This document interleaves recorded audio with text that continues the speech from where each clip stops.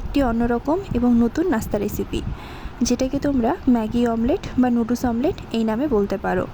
আমি নিজেও এই রেসিপিটা আজকে প্রথমবার ট্রাই করলাম। তোমরা হয়তো বা ভাবতে পারো যে আমি বেশিরভাগ রেসিপি বলি যে আমি প্রথমবার করছি।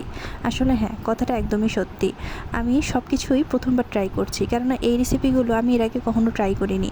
আর বেশিরভাগ রেসিপি আমি ইউটিউব দেখেই শিখে প্রথমবার ট্রাই করি, এবং দেখা যায় যে আমি খুব বেশি সময় এটা করি না, কিন্তু একবার হলেও আমি সেটা ট্রাই করে দেখি।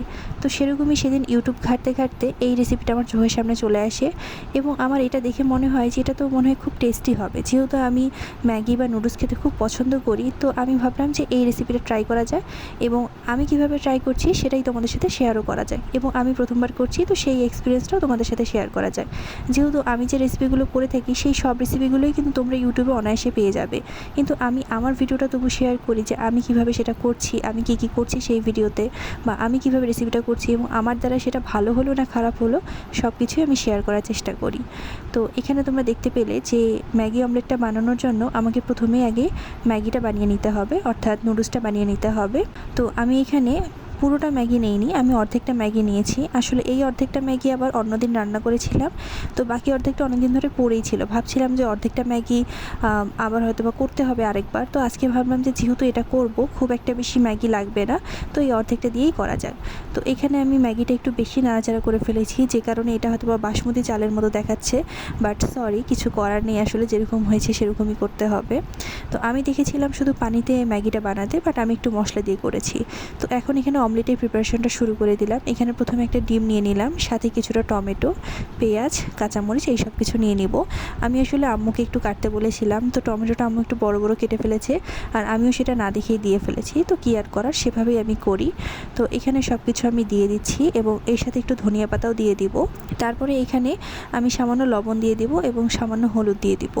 আর যে ম্যাগিটা তোমরা দেখলে সেই ম্যাগির পুরো প্যাকেট মশলাটাই ছিল, তো আমি সেই কারণে যেহেতু অর্ধেকটা করছিলাম সেখানে খুব একটা বেশি মশলা দেইনি, তারই একটু মশলা বেঁচে গিয়েছিল, সেই মশলাটাই আমি এখানে অমলেটের মধ্যে দিয়ে দিলাম। এখন এটা খুব ভালো করে মিক্স করে নিতে হবে। আমি যে ভিডিওটা দেখেছিলাম সেখানে আমি দেখেছিলাম 2-3টা অমলেট ব্যবহার করতে, বাট আমি যেহেতু একাই খাবো, আমি চাচ্ছি না বেশি একটা নষ্ট করতে, আর আমি জানি না এটা আমার পছন্দ হবে কি না। অনেক খাবার দেখে তো ভাল লাগে, কিন্তু নিজে যখন সেটা বানিয়ে খাও তখন মনে হয় যে না, এটা ঠিক আমার পছন্দ হওয়ার মতো খাবার না, এরকম কিন্তু অনেক সময় হয়ে থাকে। তো সেই কারণে আমি যে কোনো কিছুই যখন ট্রাই করি অল্প করে করি, যদি ভালো লাগে তাহলে পরবর্তীতে সেটা বেশি করে করি। তো এখানে আমার অমলেটটা রেডি হয়ে গিয়েছে, এখন একটু ভেজে নিব আমি। তো প্রথমেই প্যানে তেল দিয়ে নিলাম, তেল দিয়ে এখন অমলেটটা দিয়ে দিব। আর আমি এতই তাড়াহুড়া করি যে এখানে আমি তেলটা গরম হওয়ারও সময় দিইনি, আমি তার মধ্যেই তেলটা দিয়ে জাস্ট অমলেটটা ঢেলে দিয়েছি।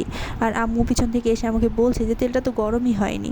তখন আমি বললাম যে আমি তো বুঝতে পেরেছি, কী আর করার। তো তারপরে অমলেটটা সেট করে নিয়ে এখন এর মধ্যে আমি ম্যাগিটা দিয়ে দিব, অর্থাৎ নুডলসটা দিয়ে দিচ্ছি। তো আমি যে ভিডিও দেখেছিলাম সেখানে তো আমি দেখেছিলাম পুরো অমলেটটা জুড়েই নুডলসটা দিতে, বাট যেহেতু আমি অল্প করেছি তো আমি এক সাইডেই এটা দিচ্ছিলাম, যেহেতু আরেক সাইডটা তো উপরে ফোল্ড হয়ে আসবে, তো সেই কারণে আমি এক সাইডেই দিচ্ছিলাম। এবং আমি খুবই সাবধানে এটা ফোল্ড করার চেষ্টা করছিলাম, বাট তারপরেও আমার এটা ভেঙে গিয়েছিল, আমি জানি না কেন। আর ভিডিওতে তো আমি দেখছিলাম তারা খুব সুন্দর করে করেছিল, হয়তোবা তারা অমলেটটা অন্যভাবে বানিয়েছিল বা অন্য প্যান ইউজ করেছিল সেই কারণে, বাট আমারটা একটু ভেঙে ভেঙে গিয়েছে। তো কী আর করার। আর আমি যেহেতু ডিমটা একটু কড়া ভাজা পছন্দ করি সেই কারণে আমি আবার এটা উল্টোতে যাই, আর উল্টোতে গিয়েই তো হয়ে যায় আরেক কাণ্ড, অনেকগুলো নুডলস বাইরে পড়ে যায় এবং সে কী অবস্থা। তো আমি আর সেটা ভিডিও করে দেখাইনি, কেননা সেটা খুবই খারাপ হয়েছিল। তারপরে আমি যাই হোক কোনো রকম এটা সেট করে প্লেটে নেই। আর এখন আমি এটা যখন কেটে খাবো তখনও কি বলবো, আমার তো অপমান হতেই হবে, সেটা যেভাবেই হোক না কেন। তো এই কেটে খাওয়ার সময় এটাতেই আমার অপমান হয়ে গিয়েছে। আমি এত সুন্দর করে কেটে নিচ্ছিলাম, বাট এটা কিছুতেই ঠিকঠাক মতো উঠে আসছিল না। প্রথমে তো কাঁটা চামচ ঢুকতে চাচ্ছিল না, আর পরে যদিও বা কোনোভাবে আমি এটা সেট করে নিলাম। তারপরে যেই সসটা দিয়ে একটু তোমাদের দেখাবো, ব্যাস ভিতরে যা কিছু রয়েছে সব কিছু নিচে পড়ে গেল। তো কী আর বলবো, কিছু তো একটা হওয়া লাগবে, তাই না? তো তারপর একটু সেট করে নিলাম। ভিডিওটা ভালো লাগলে লাইক, শেয়ার, সাবস্ক্রাইব করে দিও। ওকে, বাই।